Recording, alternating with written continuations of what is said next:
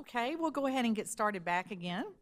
We're now down to 9.0, which is citizens participation, and the Lexington County School District 1 Board of Trustees provides a time for citizens participation at each regular board meeting.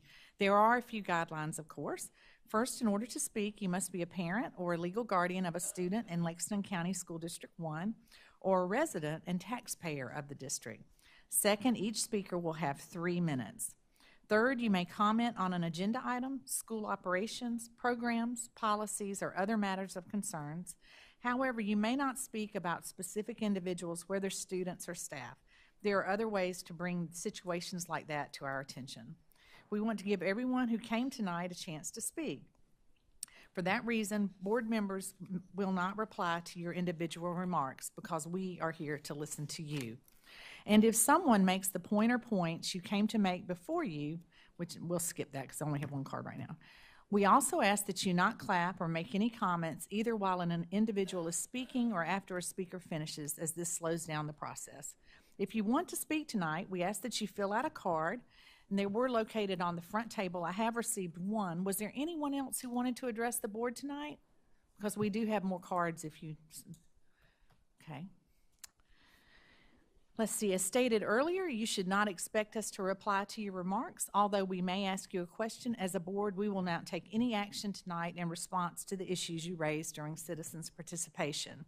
When you do come up, we'd like to ask that you use the microphone because we are recording this and this will be on our YouTube channel.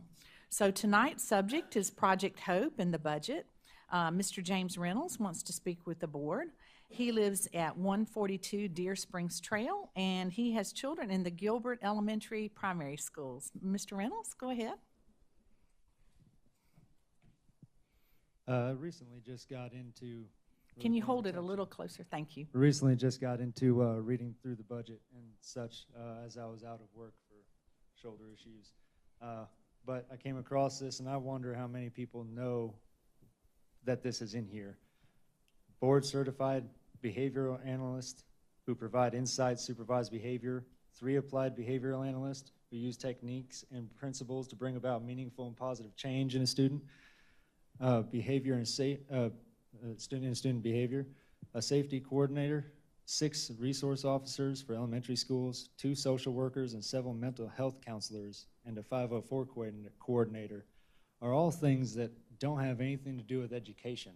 And I am very concerned that this is, even though it might be for a fringe percent, would eventually leak into just the way that the school is run.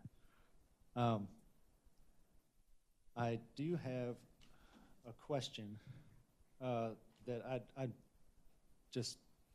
Can you hold the microphone up a little closer? Sorry. I do kind of wonder why it is we're doing Project Hope, and I wonder how many people are who know about it and know that even schools do this. I didn't know. And I'm also having a hard time finding information on it. Okay.